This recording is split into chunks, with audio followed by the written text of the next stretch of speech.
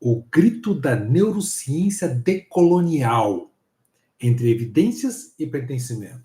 Então é importante você saber o que é decolonial, neurociência, a evidência e pertencimento. E o título é isso, o grito da neurociência decolonial, entre evidência e pertencimento. Neurociência é uma ciência recentemente, ela é nova, ela é recente, ela perto de 2010, por ali, ela apareceu, essa neurociência, que o objetivo é justamente estudar o cérebro, os sistemas periféricos, nervos, e ver como que essa coisa rola, como que essa mente, essa consciência e essas coisas relacionadas com o cérebro e funções cerebrais, como que isso acontece. Então a neurociência tem esse foco, tá? Derivado desse foco, nessas bases dessas pesquisas, aí alguns falam sobre mente. Por exemplo, Antônio Damasio fala que com a neurociência, a interocepção e a propriocepção cria a mente. Então, a mente humana começa a ter alguns termos, vêm da neurociência ou pode vir da neurociência. E mesmo Damasio, e eu também adoto essa referência, eu coloco como dentro dessa mente, dentro da interocepção e a propriocepção, esse processamento, você pode se referenciar no teu sentimento, e essa referência dentro da mente, consciência. Consciência é um referenciar-se. Então, para ficar simples para você, você pode se referenciar como homem, como mulher, como mãe, como pai, como filho, como amigo, como primo, como engenheiro, como funcionário, como atendente, como professor. Você se referencia em algo como ator. Você assiste um filme e às vezes no filme você está se referenciando ao artista principal ou protagonista, ou alguém do filme. Às vezes, um irmão meu que se referenciou às vezes num filme bacana, mas se referenciou num animal que era o destaque do filme, ele era o centro do filme. Então você se referencia em alguma coisa, e aí você tem uma consciência diferente onde você se referencia. Referenciar-se é assumir um local de fala. Referenciar-se é criar um eu tensional, é elaborar um eu tensional, tá? Então é essa a ideia. Isso vem de neurociência. E por que eu estou falando de grito da neurociência decolonial? Porque olha só, antes da neurociência tem todo um processo filosófico que existiu na Europa, existiu em todos os lugares, e nesses processos também foi falado de um tal de eu existencial. Um eu que existe para sempre, você entende? Você nasceu, esse eu continua para sempre. E esse eu, quando vai em neurociência, não tem. Na neurociência não estuda esse eu, não tem esse. Porque não tem. Não tem eu em lugar nenhum. Não tem. Eu não tem. Então, é importante a gente falar sobre isso. Então, a decolonial, ela vai falar o seguinte, a neurociência que quer ciência com evidência, quer materialidade das coisas, quer o replicável, quer o que pode ser feito num laboratório, que pode ser testado, que pode ser replicado. Tá? E por que eu falo entre evidências e pertencimento? A evidência é aquilo que você vai no laboratório e faz os testes. E pertencimento? Pertencimento é algo interessante. Pertencimento é uma coisa que é o que é em comum a todos. Lembra que eu falo para vocês do código senso humano? O código senso humano, que é uma ideia que eu tenho, tá?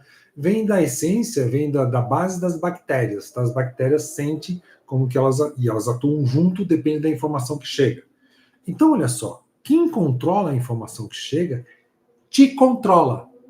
Essa ideia que eu quero passar para vocês hoje, muito claro. E essa ideia também controla cientistas. A informação que chega no cientista, controla o cientista. A informação que chega em você, controla você. Mas, Jackson, eu sou contra a informação, eu sou a favor da informação. Você não entendeu o que eu estou falando. No código senso humano, não importa se você é contra ou a favor. O que importa é o que vem, é o que te controla. Então, informações mentirosas ou verdadeiras é irrelevante para a tua cabecinha. O que importa é a informação que vem, te controla. Então, quem controla a informação, controla a tua vida. É isso aí. É isso aí. Quem controla a informação que chega em você, controla a tua vida. É assim mesmo. Então, na rede social, eu vou escolher o que eu quero. Não. A rede social é controlada, todas as informações é controlada, que eu chamo do planeta 01. Os mais ricos do mundo controlam a rede social, quando não são donos das redes sociais, são donos da Big Tech. Então, a informação que vaza das Big Tech que chega para você é por um algoritmo que controla o que você pensa. Não quer dizer que controla dando sempre o que você acredita, dando o que você não acredita, porque daí o teu tempo de negar controla o teu corpo também. Vamos lá. Esse é o pertencimento. Então, pertencimento é uma informação em comum. Hoje, na nossa cultura, nós somos uma cultura de lucro e acúmulo. Tá? Lucro e acúmulo. E nessa cultura se acredita na mão invisível do mercado.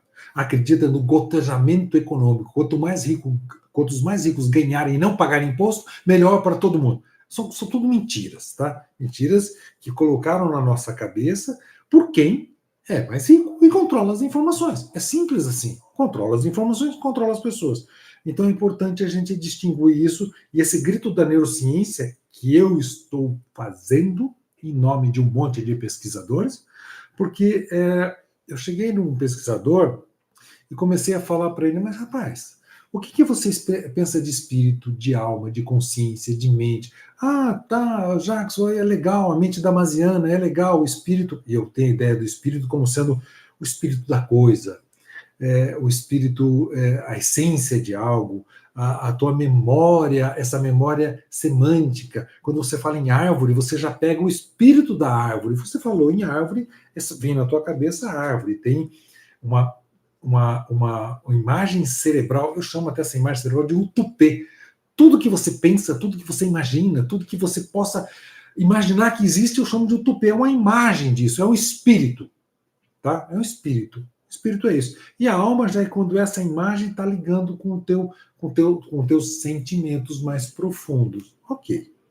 E eu falando com essa pessoa, e falando de consciência e de referência, e ele falou assim, olha, Jackson, eu faço pesquisa e eu nunca irei fazer uma pergunta científica que possa questionar o eu filosófico existencial. Olha só onde nós chegamos com pesquisadores em neurociência, bons pesquisadores. Eu nunca vou fazer uma pergunta científica que questione que o eu não continua para sempre. Quer dizer, basicamente o pesquisador está falando o seguinte: vamos manter a mesma retórica, a mesma fala, assim como os nossos antepassados europeus, não os originários no continente americano.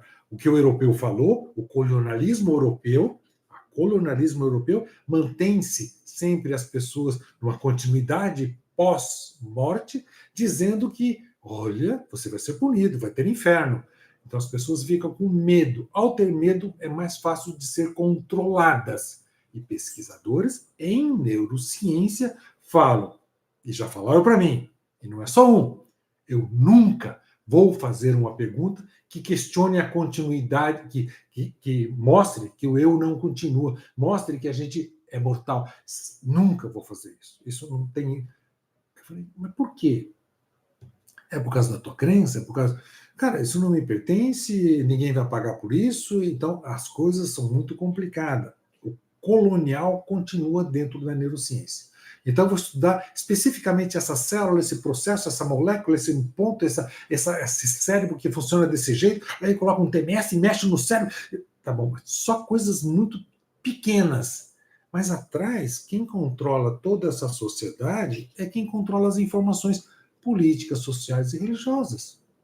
Então, ao controlar essas informações políticas, sociais e religiosas, o próprio pesquisador não tem cabeça para fazer uma pergunta. A pergunta já tem viés. A pergunta já tem viés.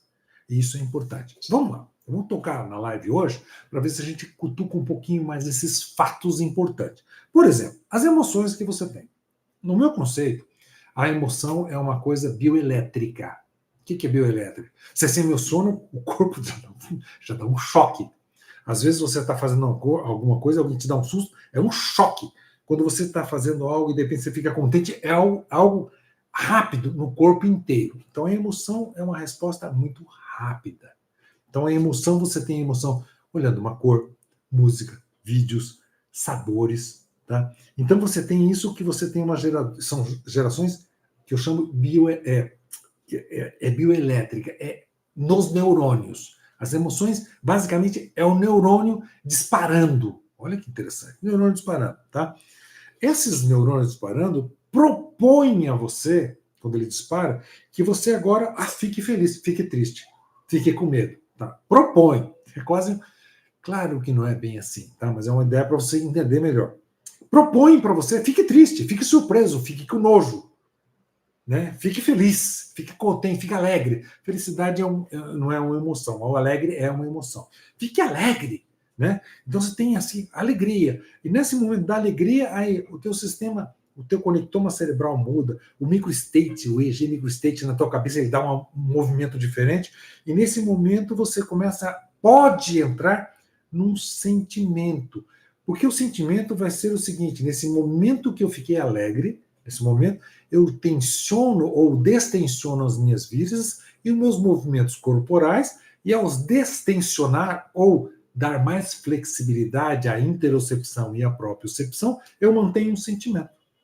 Esse sentimento é uma referência dentro da mente, é um eu tensional, é o teu local de fala. Nesse momento você vai para esse local de fala. Mas no momento seguinte você pode ter mudado. Então o eu não é assim. Você não pega esse eu com as características do eu, essa. Porque cada momento você muda de referência na tua vida. Cada momento você é um outro eu. Isso é muito bacana.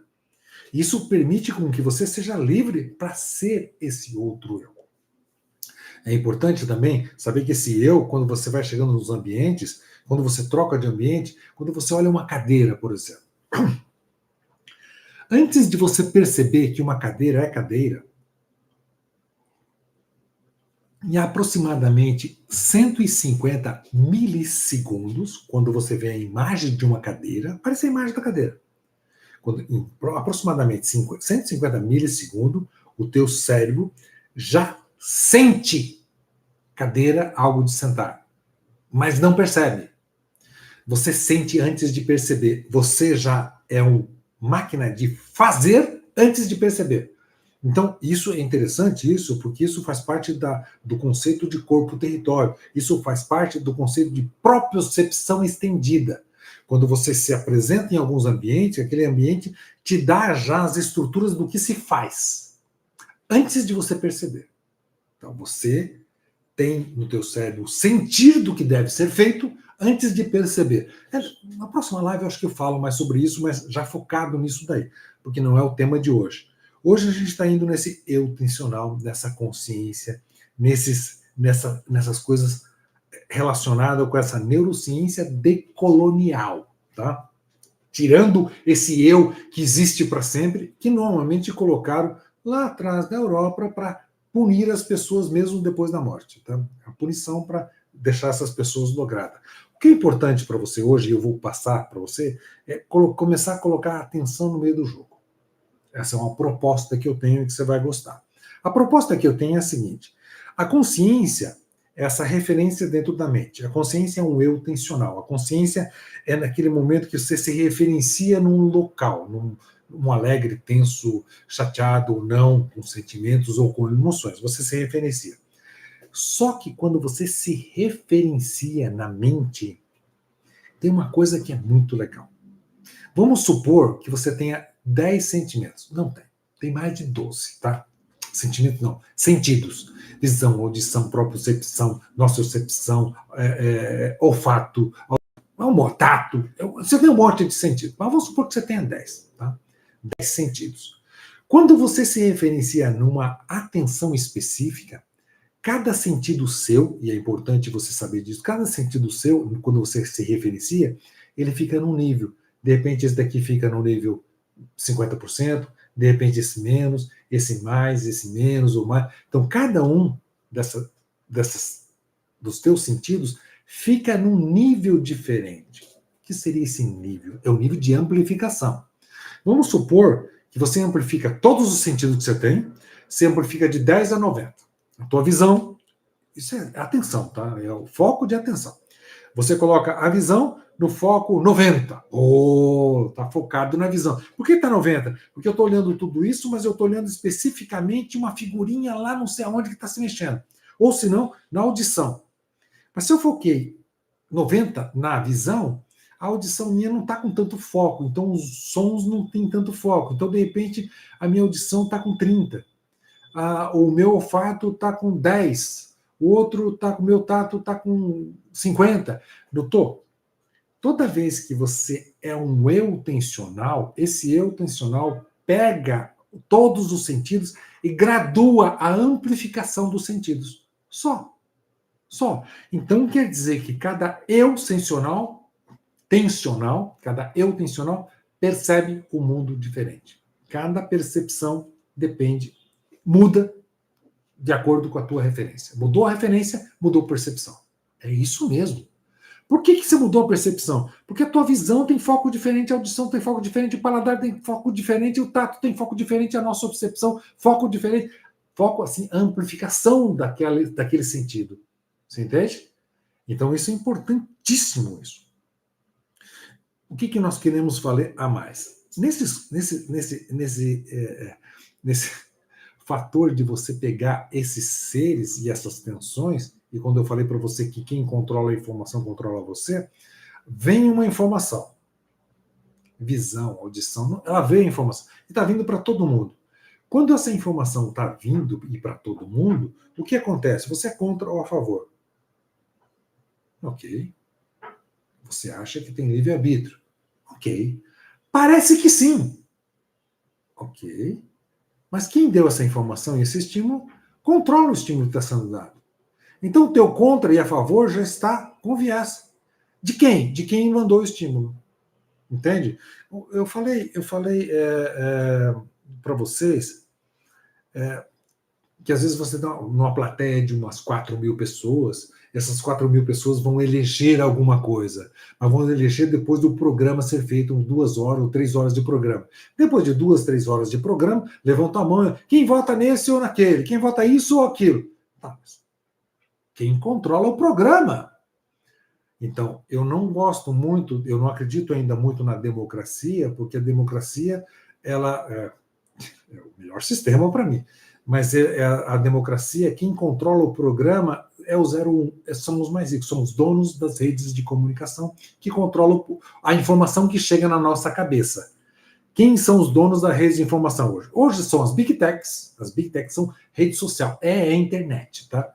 Depois, o quê? Você tem aí jornais, televisões. Então, quem controla a informação, quem joga a informação para você, e você se polariza na informação, sendo contra ou a favor. Só que alguém vem para mim, Jackson, você é contra ou a favor daquilo que está fazendo aqui na Praça da Sé? Olha só, eu sou contra o que é a favor do que foi feito na Praça da Sé com algum animal, com alguma pessoa, com algum carro, com alguma... Eu paro, e nesse momento que eu paro, eu vou abordar se eu sou contra e a favor do que foi feito pela prefeitura ou por alguém na Praça da Sé. Esse momento eu tenho a minha mente, a minha consciência sequestrada para ser contra ou a favor a alguma coisa. Esse é o controle que eu estou falando para vocês. Porque daí alguém que faz essa pergunta controlou a minha atenção. Ao controlar a minha atenção, controlou quem eu sou. Porque os temas que vêm esses temas que não seria uma pergunta minha sobre o que foi feito na Praça da Sé ou não. Não seria a minha pergunta, não seria uma informação que eu iria buscar. Sim, eu não busco, mas agora estou pensando e colocando atenção nela. E ao colocar atenção nela, eu regulo meus sentidos. E ao regular meus sentidos, um eu tensional aparece. Essa pessoa pergunta para mim, eu abordo sobre esse aspecto, mas o eu já mudou. E esse eu mudado, de repente, está sendo usado para uma outra coisa, ou até para fazer uma logração, ou te lograr em algo, ou só para distrair o tempo, passar o tempo e deixar a vida escorrer pelos dedos. Né? Então é importante você saber que a vida pode ser capturada por esse sistema de informação, e aí você tem o pertencimento capturado. Então o que é um pertencimento capturado? Cara, independente das ciências e evidência, você se percebe ser o todo junto com as pessoas. Você é uma coletividade. Sim, mas a coletividade faz parte da informação que você recebeu. Essa informação está sendo controlada. Então, toma cuidado.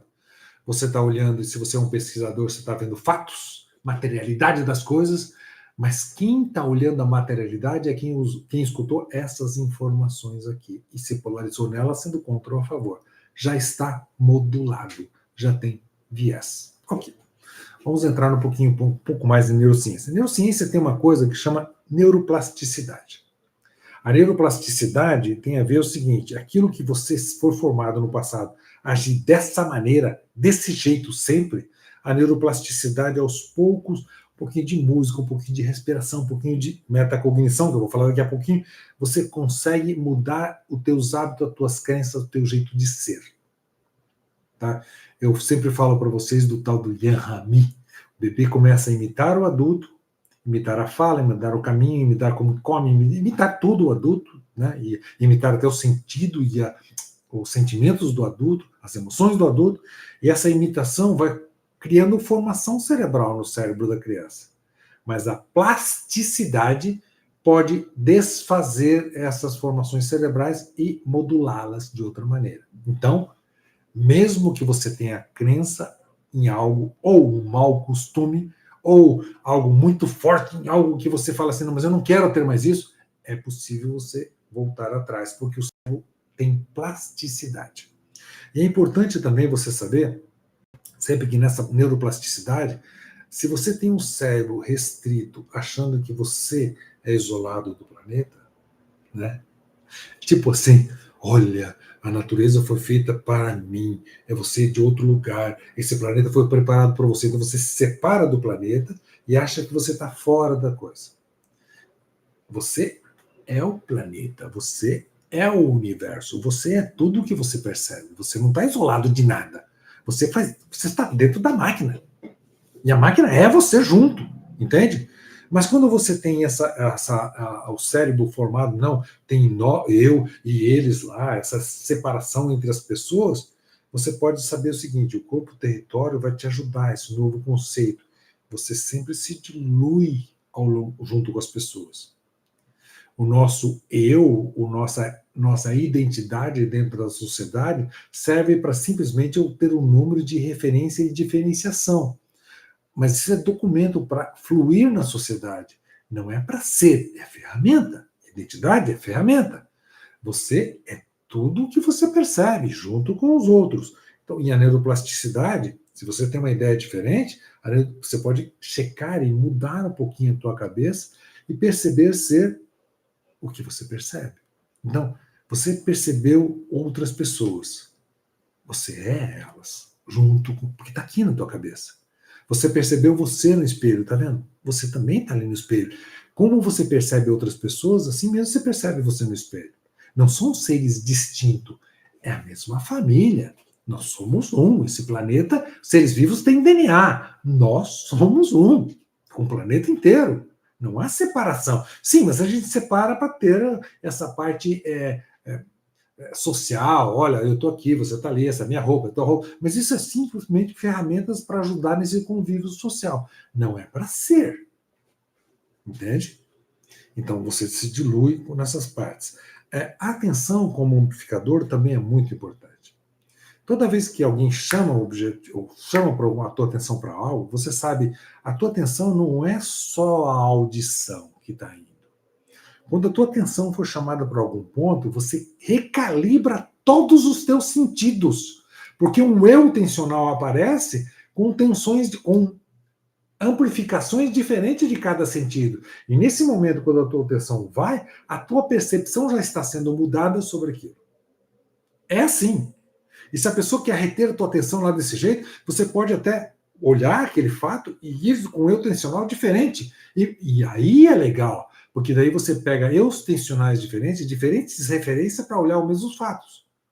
Então você olha o fato, para ficar simples com você, olha como mãe, olha como pai, olha como amigo, olha como irmão, olha como primo, olha como um estrangeiro, olha como... Você entende? Olha de várias maneiras o mesmo fato.